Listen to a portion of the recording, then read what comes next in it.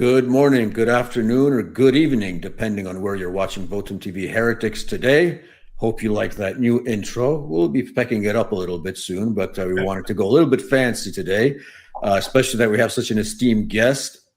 We like to welcome once again the great Douglas McGregor, all the way from the United States. Doug, how are you this afternoon? Yeah, good to hear from you. Perfect. I know you're on a tight schedule today, so we'll try and get as much as we can in terms of discussing the relevant issues pertaining to Ukraine. So I want to start off today with a piece that David Ignatius over at the Washington Post has written. And this is an article about apparently a 10-hour long and, as he says, intense meeting spread over 2 days, May 10th and 11th in Vienna, between U.S. National Security Advisor Jake Sullivan and China's foreign affairs official Wang Yi, who, as Ignatius said, that these talks actually seem to be creating a framework for constructive engagement. And I just want to give another quote from Ignatius. Ignatius estimates that, quote, some shared space seems to have emerged during the long, detailed discussions between Sullivan and Wang. They appear to have found a language for superpower discussion, like what once existed between the United States and both Russia and China, but has been lost, end quote. Wow, a space for superpower discussion. Doug, this seems like we're going back to some Nixonian formula of realism in foreign policy. What do you think? Well, I wouldn't leap to any dramatic conclusions, so I'd be careful of assuming that realism is intruding anywhere in Washington. But I think that there is a growing awareness that we are simply not postured in any way, shape, or form to conduct two-front wars or two-front offensives or two-front policies of any kind. In fact, Washington is historically known as essentially a one-policy town when it comes to foreign policy. They can't really focus broadly, never have been able to. So perhaps this has begun to sink in. I also am beginning to detect an awareness that the war in Ukraine has gone very badly for our proxy, and that Washington would like to, if not pivot to Asia, certainly, I would say, divert attention to China and away from Russia. Whether or not they can come up with something that's going to be meaningful is very much open to debate. I have no feel for that at all, and I'm very skeptical. Well, Seymour Hersh has reported in his latest Substack post, article, essay, whatever you want to call it, that apparently there's a group of countries in Eastern Europe. I actually saw this yesterday and kind of surprised me, that Poland apparently is leading the charge in pressuring Zelensky to wrap the war up, so to say, even, as Hersh says, at the cost of stepping down as president of Ukraine, which seems to me a little bit surprising, because unless Warsaw is playing a game of 3D chess here, that being the loudest spokesperson of the Kiev regime in Eastern Europe, all of a sudden they're turning around and saying, no, you got to go and we've got to end this war. So my feel is, if this is true, this is probably happening under the influence of, a Chinese intervention, and that Chinese envoy that was sent to Europe will be in Warsaw this week, I think tomorrow, actually, speaking with our authorities.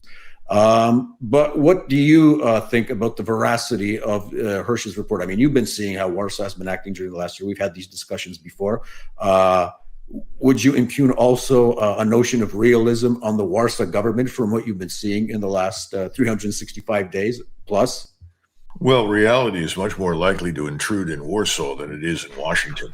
Let's be frank, you live next door to the disaster, and the disaster is having an impact on Poland. I mean, at first, everything was hearts and flowers and encouragement and victory and so forth. But now it's become quite obvious that that's not going to happen. The probability that the Russians could ever be pushed out of eastern Ukraine is about zero.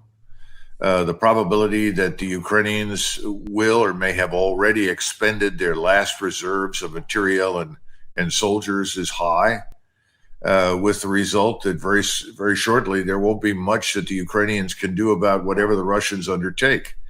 And I think the Russians will begin to move. I think they will move deliberately and cautiously, maximizing the use of their standoff strike systems. and also obviously taking full advantage of their dominance overhead with intelligence, surveillance, and reconnaissance. So I wouldn't expect a sudden blitzkrieg per se. But clearly Odessa and Kharkov are going to fall under Russian control and authority again. That's inevitable. So the question is, what can you get if you negotiate at this point? I think Zelensky knows the opportunity to negotiate and get anything of value for Ukraine is probably past. Washington is obviously beginning to have second thoughts about its interests in the region. I think NATO's in a lot of trouble. I've thought this for a long time. Behind the scenes, things are terrible. So none of what Tsai says surprises me. The only thing that I find a little surprising is Tsai's notion that Zelensky could be asked to step down and would do so willingly. I don't know where Zelensky goes. He'll have to talk to the oligarchs that put him into power and his sponsors in Washington, New York City, and elsewhere and see what he can do. But it's too soon for him to throw in the towel, and he's being told that. Just a few weeks ago, he was told literally either you counterattack or, arrange surrender talks. Now, that came out of the White House. It's quite a leak. So that we have had some attacks, but nothing significant, nothing on a scale that would make any difference.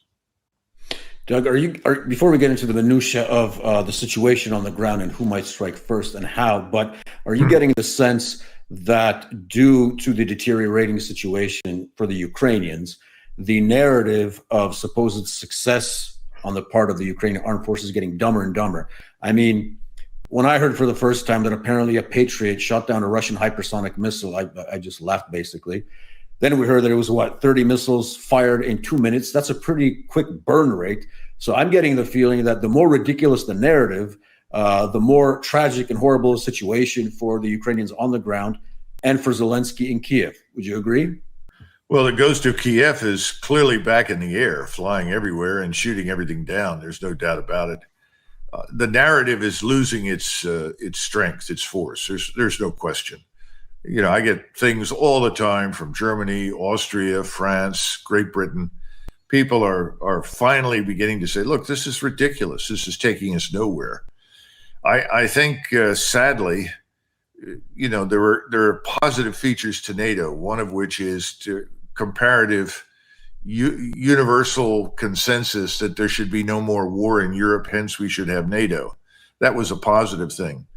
But I now see that there's a dramatic loss of faith in that notion. So I think we're on the threshold of a new world, frankly. And remember that next June, or actually, what am I saying, next June, next month, we have the St. Petersburg Forum. And 81 nations are going to join the BRICS.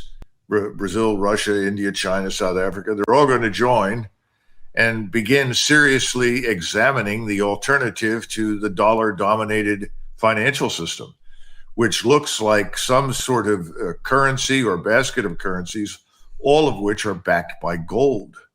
Now, this de-dollarization is very serious. And the United States government knows it, but no one in Washington will mention it. So there are really two things happening right now. You have a financial war between the United States, its allies, and Russia, China, and the other 81, 82, 83 countries out there who want to de-dollarize. Then you also have the war on the ground in Ukraine. We appear to be losing both. And that's beginning to sink in. But again, the American people, and you know this from your experience here, very few Americans pay very much attention to anything beyond their borders. That's the bad news. And the bad news, in addition to that, is that as a result, they tend to abdicate responsibility for the conduct of their affairs to a small minority of people in Washington who've been able to get away literally with murder. Well, I think that's going to continue until we have a real serious crisis that no one can avoid talking about. I think that's going to have a lot to do with the banking system, our financial system, the international financial system. Those things are closing in on us. As far as the military is concerned, there's a sudden awakening that we can't recruit. We have this very unhappy military establishment filled with people that are not terribly interested in becoming woke, who recognize that that's essentially the death of discipline, the death of effectiveness. All of these things seem to be coming together in sort of a perfect storm, if you will. And all of that is going to undermine what we've been undertaking in Ukraine. And I think to some extent, President Putin and his advisors know this. And I think that's why they've tread cautiously.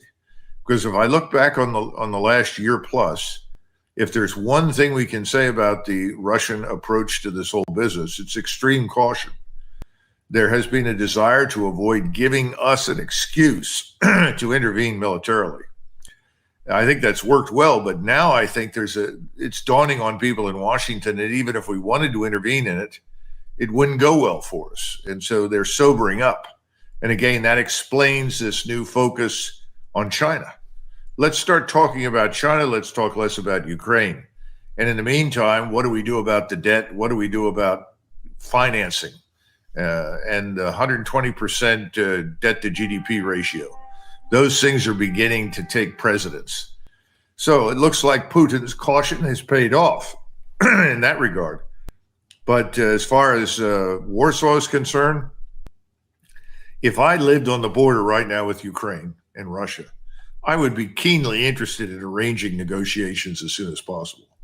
Because the alternative, and let's be frank about this is very important for people to understand.